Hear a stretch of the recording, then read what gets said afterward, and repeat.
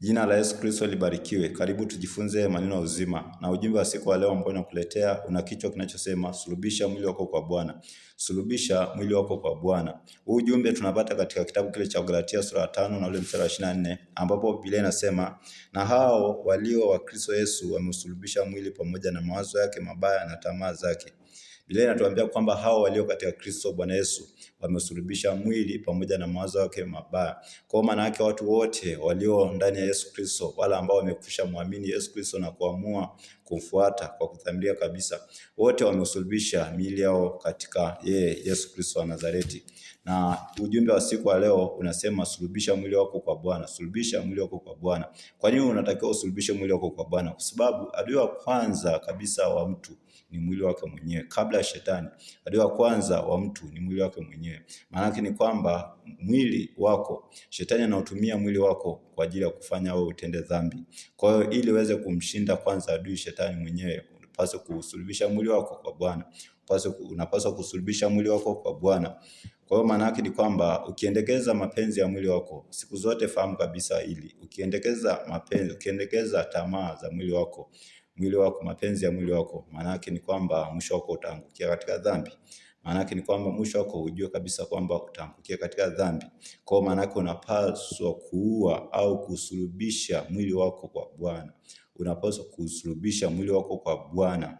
Maana yake ni kwamba Biblia inatuambia kwamba nia ya mwili siku zote, nia ya mwili ni mauti.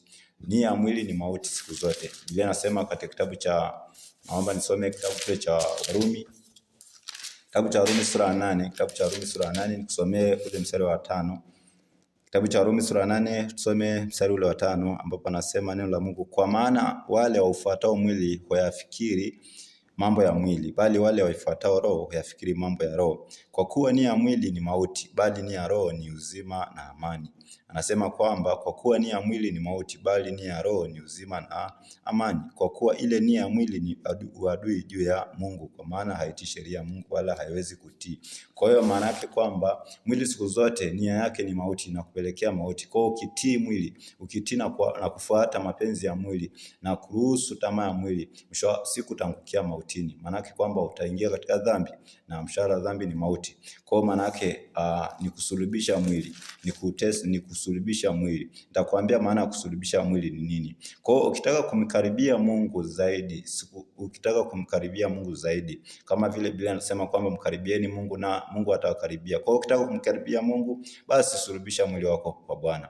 Kanuni ni kusulubisha kwanza mwili wako kwa Bwana. Unamsulubisha mwili wako kwa Bwana. Ukitaka kushinda dhambi yote, dhambi, zinaa, usinzi, uasherati na dhambi zingine za mwili zote, dhambi zile zote za mwili, ukitaka kusulubisha majivuno na mambo mengi yote ambayo mwili unakufanya ufarakane na mapenzi ya Mungu, kwanza sulubisha mwili wako. Ukitaka kukua kiroho, ukitaka kukua kiroho na kumzalia Mungu matunda, kanuni ni kusulubisha mwili wako kwa Bwana Yesu Kristo. Kusulubisha mwili wako kwa Bwana Yesu Kristo. Sasa nini maana ya kusulubisha mwili? Kusulubisha mwili maana yake ni kuutesa. Maana yake unautesa mwili. Unautesaje? Maana yake unanyima raha zake. Kwa maana yake mwili unakuwa na raha zake. Kwa maana yake unakuwa unanyima zile raha za mwili. Raha za mwili ni kama zipi? Raha za mwili ni kama usingizi, kama vyakula, kama fashion, kutaka kuvaa namna fulani ambayo mwili unataka. Kwa maana yake raha za mwili kama zile ambazo unapojua wewe mwenyewe raha za mwili. Kwa zile zote ambazo mwili unakuwa unapenda. Usingizi, mwili siku zote unatamani usingizi, ulale, ule wa kila masaa, kila wakati ule vyakula mbalimbali, kila majira, kila masaa. Kwa maana yake ukitaka sasa kuweza mwili wako, kwanza unabidi unyime raha. Sasa haimaanishi kwamba tusilale usingizi au tusile vyakula, lakini kwamba unapaswa uwe na kiasi katika hayo mambo. Unapaswa kuweza mwili wako katika usingizi. Unaposema kuweza mwili wako katika usingizi, maana yake uwe mtu wa kukesha. Sio wakati wote unalala masaa yote 12, siku zote, wiki nzima unalala, hauna hata ratiba ya kukesha, hauna ratiba ya kuamka usiku na kuomba. Maana yake bado hapo, kama una huo ratiba, Huwezi kuamka hata alfajiri na kuomba na kumshukuru Mungu. Hauwezi yani mwili wako wakati wote mwili wako unaruhusu mwili wako kutawale katika usingizi. Manake hapo ujue kwamba bado hujausulubisha mwili wako, bado unauendekeza mwili wako katika usingizi. Na pia kunyima mwili raha kama vyakula. Wakati wote mwili unatamani kula vizuri, unatamani kula vizuri, kula kila wakati kula. Lakini Biblia inasema kwamba mambo mengine yatoki pasipo kufunga na kusali. Maana yake ni kwamba ili uweze kutoa vile vitu ambavyo vinampendeza Mungu, kutoa mapenzi ya Mungu, matunda ya Roho Mtakatifu, amani, upendo, furaha, uvumilivu na mambo mengine yote na utakatifu kwa ujumla. Ili uweze kutoa mambo haya yote, unabidi kwanza uweze kusulubisha mwili wako katika maana yake ni kwamba unyime mwili wakati mwingine uamue kufunga hizo vyakula ambavyo mwili unatamani. Uwe na ratiba ya kufunga. Kila wakati uwe na ratiba ya kufunga. Unapofunga maana yake unautesa mwili wako. Unaunyima chakula. Kwa hiyo ni ajabu sana ukiwa Mkristo alafu hauna ratiba za kufunga. Wiki nzima unakula tu. Mwezi mzima unakula tu. Maana yake hapo bado hujasulubisha mwili wako, bado unaishi katika tamaa za mwili. Kwa hiyo sulubisha mwili wako kwa Bwana. Na mambo mengine yote ambao mwili unakimbizana nazo, unapenda haya mambo yote, amua kuachana na mambo, amua kutesa mwili, amua kunyima raha mwili. Unavyonyima raha mwili, maana yake roho anainuka ndani yako. Roho Mtakatifu anapata nafasi ndani yako. Roho Mtakatifu anapata nafasi ya kutengeneza, kwa sababu anasema kitabu cha Galatia sura ya 5 ule mstari wa 16 pale anasema kwamba enendeni kwa roho wala hamtatimiza kamwe tamaa za mwili, kwa sababu ya kwamba anasema roho upigana siku zote, roho upigana na mwili. Kwa hiyo maana ili Roho Mtakatifu apate nafasi ndani ya moyo wako, hebu kwanza sulubisha mwili wako. Hebu kwanza amua kutesa mwili wako. Na neno la Mungu anasema kwamba huyu ni mtume Paulo ambaye yeye aliweza kusulubisha mwili wake kwa Bwana Yesu. Yeye aliweza kutesa na kusulubisha mwili wake kwa Bwana Yesu, na hivyo akazaa matunda mengi sana. Akamzalia Bwana matunda mengi sana. Tunasoma kitabu cha Wakorintho, waraka wa kwanza wa Korinto sura ya 9. Waraka wa kwanza wa Korinto sura ya 9 na mstari wa 27.